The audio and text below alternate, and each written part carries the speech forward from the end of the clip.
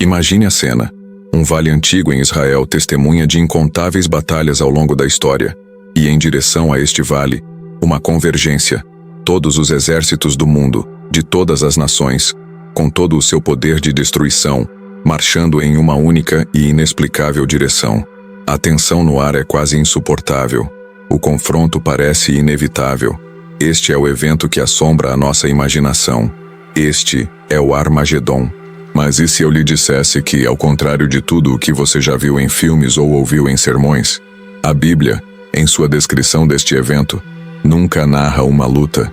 E se a batalha mais temida de todos os tempos, o clímax da história humana, for na verdade a guerra mais curta e mais unilateral que já existiu? Eu sei que a palavra Armagedon, por si só, já nos causa um arrepio. Ela nos leva a um de dois lugares. Ou nos tornamos detetives ansiosos, tentando conectar cada manchete de jornal a um versículo, vivendo em um estado de alerta constante. Ou, por medo de encarar um Deus que parece tão terrível, nós simplesmente viramos a página, deixando um buraco em nossa compreensão do fim. Nesta jornada de hoje, nós vamos fazer algo diferente. Nós não vamos especular sobre qual país é qual peça no tabuleiro. Nós vamos ao coração da questão, para entender o porquê.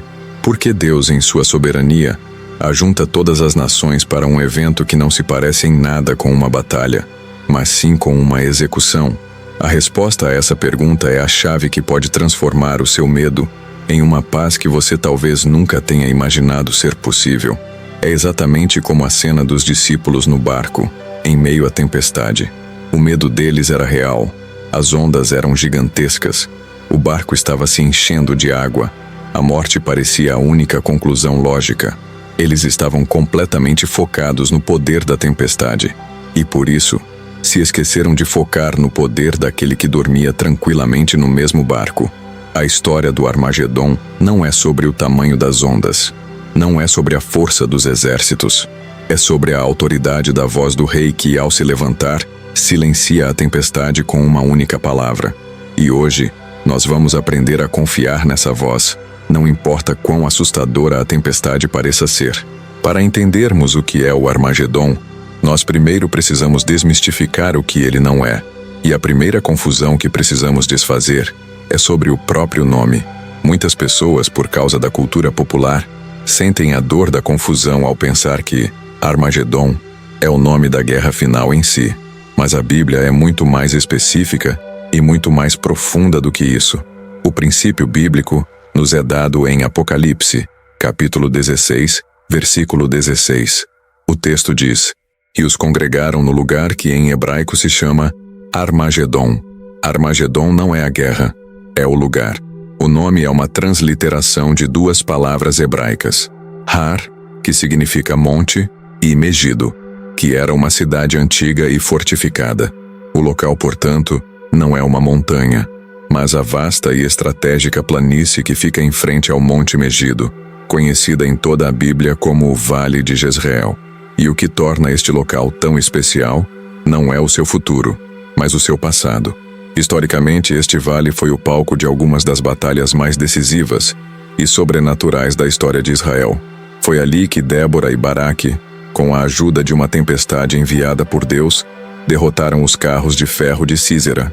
Foi ali que Gideão, com apenas 300 homens, derrotou um exército incontável de midianitas. Mas foi ali também que Israel sofreu algumas de suas derrotas mais dolorosas, como a morte do rei Saul e, séculos mais tarde, a morte do bom rei Josias. Este vale é um memorial de vitórias divinas e de tragédias humanas. E aqui, uma revelação contraintuitiva sobre a sabedoria de Deus se manifesta.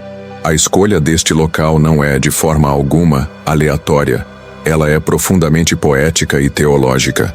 Ao convocar a rebelião final de todas as nações para este vale, Deus está, na verdade, os convidando para um palco histórico, um lugar que serve como um grande memorial ao ar livre de suas poderosas intervenções no passado.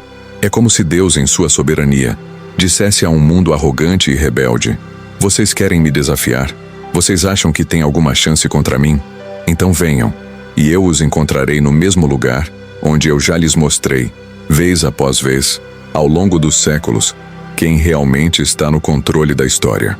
A palavra nos convida, então, a uma percepção mais profunda. Ao estudarmos as batalhas do Antigo Testamento que ocorreram em Megido, como a de Gideão contra os midianitas, em Juízes capítulo 7, nós vemos um padrão se repetir. Um padrão onde Deus dá a vitória ao seu povo contra todas as probabilidades, de uma forma que a glória não possa, de maneira alguma, ir para a força humana.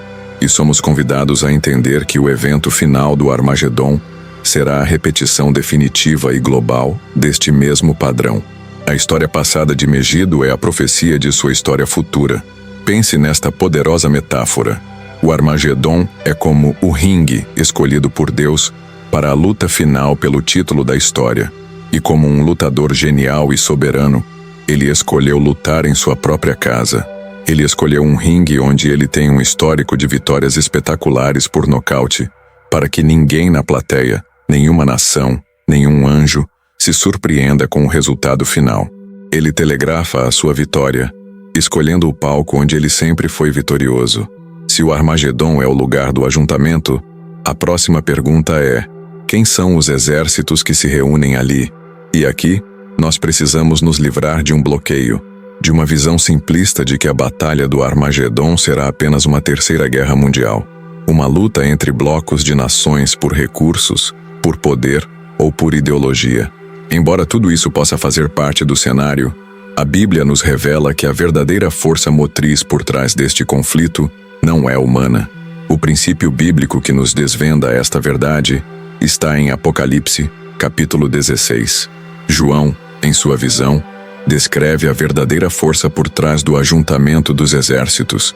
Ele diz: "E eu vi sair da boca do dragão, e da boca da besta, e da boca do falso profeta, 3 espíritos imundos, semelhantes a rãs, porque são espíritos de demônios que fazem prodígios, os quais vão ao encontro dos reis da terra e de todo o mundo, para os congregar para a batalha, naquele grande dia do Deus Todo-Poderoso." E aqui, uma quebra de expectativa é fundamental para o nosso entendimento. As nações do mundo, com todos os seus exércitos e com toda a sua tecnologia, não estarão no Vale de Megido primariamente por sua própria vontade política. O texto nos diz que elas serão seduzidas, enganadas, manipuladas e pastoreadas até aquele lugar por forças demoníacas. Elas pensarão que estão lutando por seus próprios interesses geopolíticos, talvez contra a nação de Israel. Mas na realidade, o verdadeiro alvo da fúria do inimigo, o verdadeiro motivo daquela reunião, é se opor ao Messias, ao Rei Jesus, que está prestes a voltar. A batalha final não é primariamente contra Israel, é contra o Rei de Israel.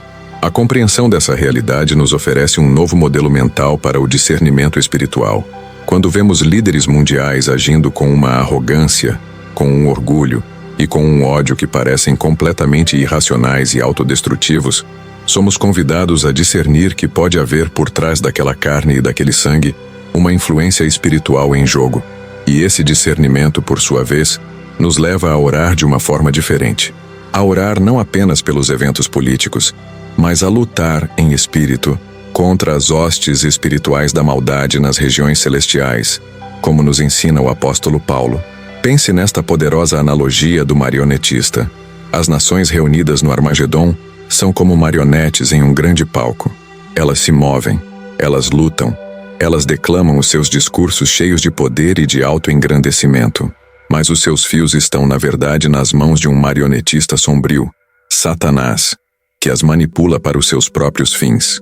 O que essas nações e seus líderes não sabem é que existe um dono do teatro, um dono que, em sua soberania, permite o espetáculo, mas que já escreveu o roteiro do ato final. Um final em que tanto o marionetista, quanto as suas marionetes, são removidos do palco e lançados ao fogo, para que o verdadeiro rei possa assumir o seu lugar de direito.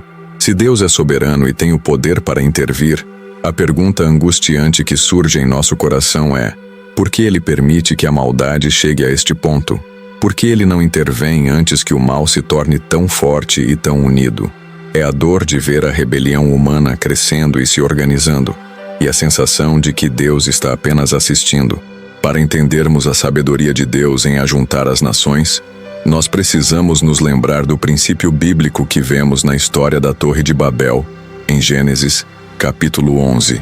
Naquela ocasião, no início da história, a humanidade estava unida, com uma só língua e um só propósito.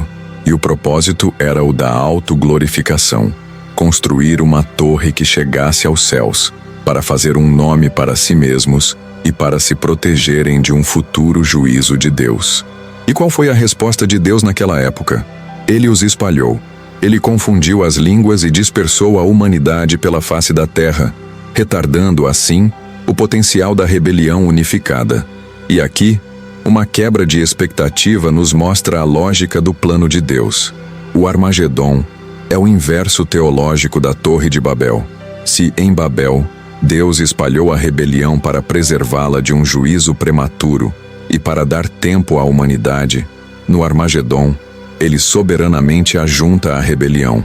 Ele permite que ela chegue à sua manifestação final, mais arrogante, mais global e mais unificada, para poder lidar com ela de uma vez por todas. O Armagedon é o grande funil da história.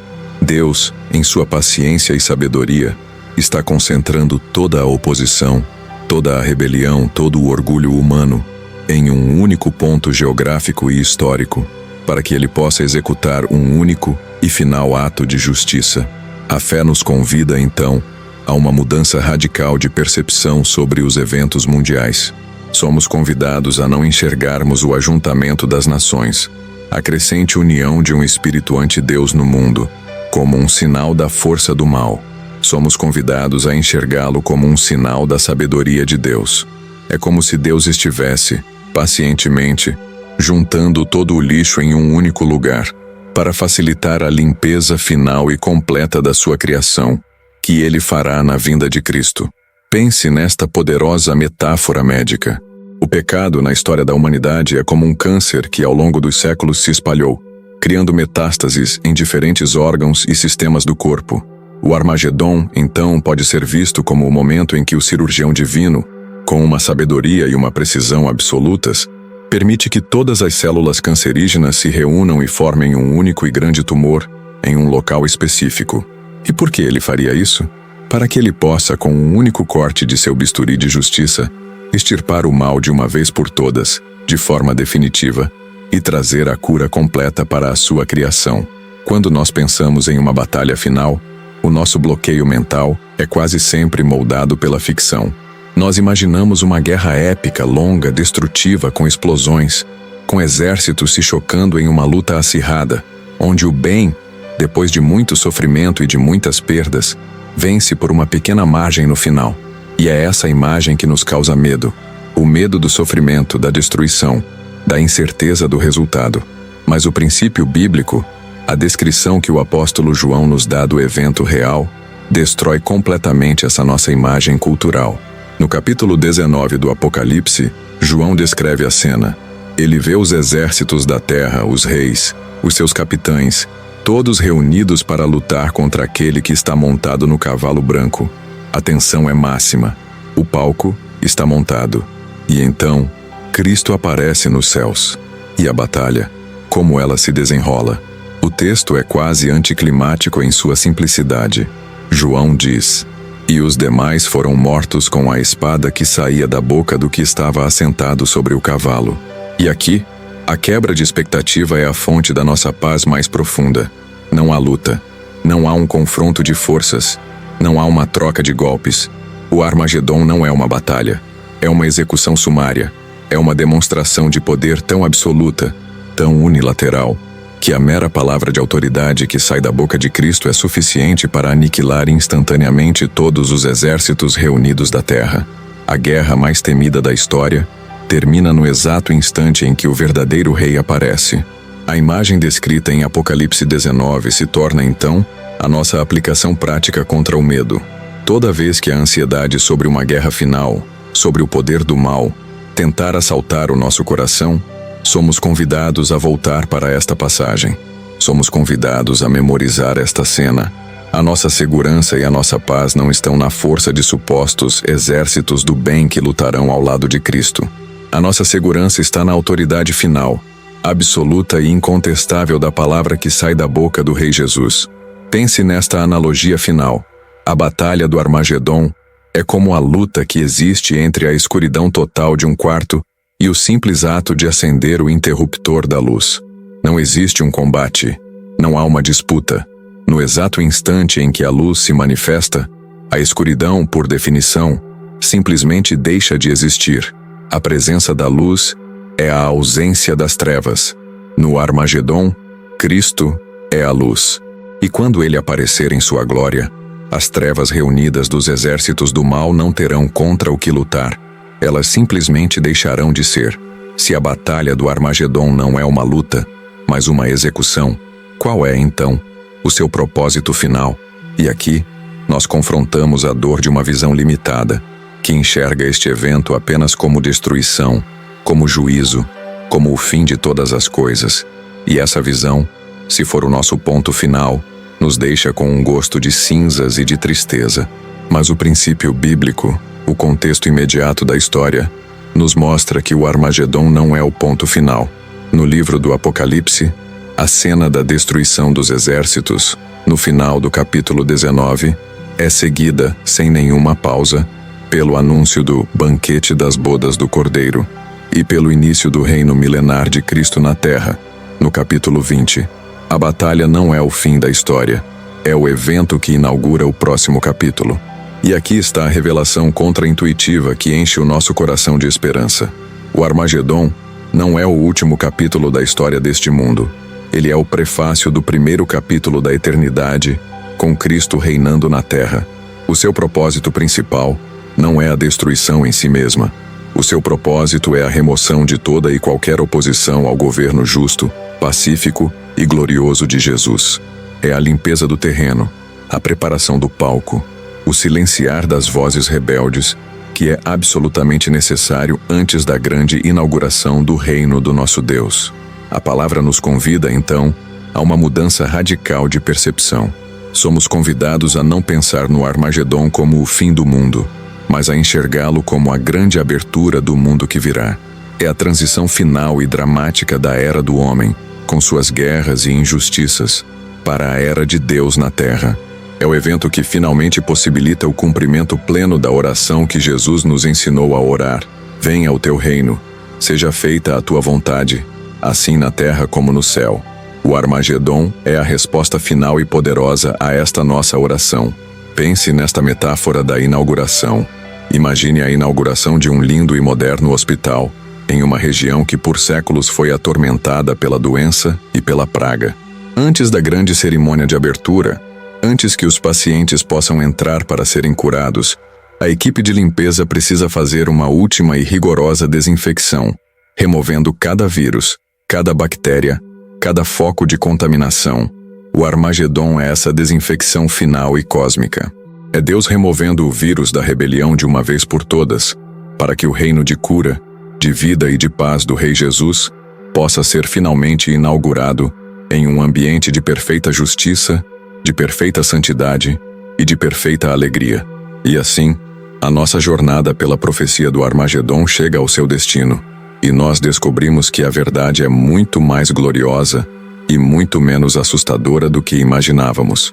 Nós vimos que o Armagedon é na verdade um ajuntamento divinamente orquestrado, em um palco histórico e simbólico, de exércitos que são demoniacamente enganados, e que eles se reúnem não para uma batalha, mas para enfrentar um rei que os derrota instantaneamente, com o poder de sua palavra.